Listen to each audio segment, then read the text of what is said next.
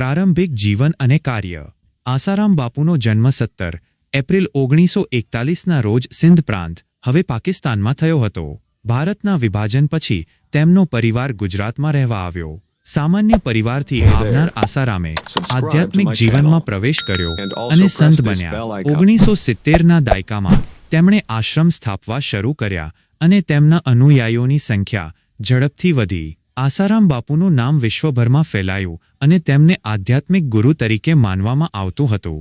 વિવાદ અને આરોપો। 2013માં આસારામ બાપુ વિરુદ્ધ ગંભીર આરોપો લાગ્યા। રાજસ્થાનના જોધપુરમાં એક 16 વર્ષીય કિશોરીએ તેના પર બળાત્કારનો આરોપ મૂક્યો હતો। આ આરોપો પછી તેમની વિરુદ્ધ અન્ય ઘટનાઓ પણ બહાર આવી। મુખ્ય આરોપ: બળાત્કારનો કેસ। 2013 એક કિશોરીએ આસારામ પર જોધપુરના તેમની આશ્રમમાં બળાત્કાર કરવાનો આરોપ મૂક્યો।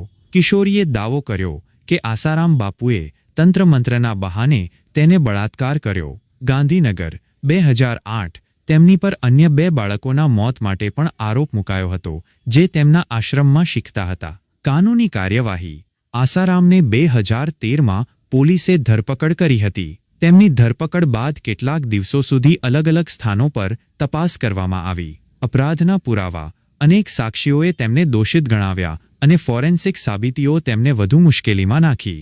પરિણામ: 25 એપ્રિલ 2018ના રોજ જોધપુરના ખાસ અદાલતે આસારામ બાપુને દોષિત જાહેર કર્યા અને તેમને આજીવન કેદની સજા ફટકારવામાં આવી।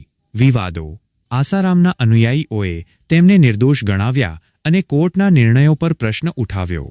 સાક્ષીઓ પર હુમલા અને મૃત્યુના કેસો પણ નોંધાયા, જે આસારામના મામલાને વધુ વિવાદાસ્પદ બનાવે છે।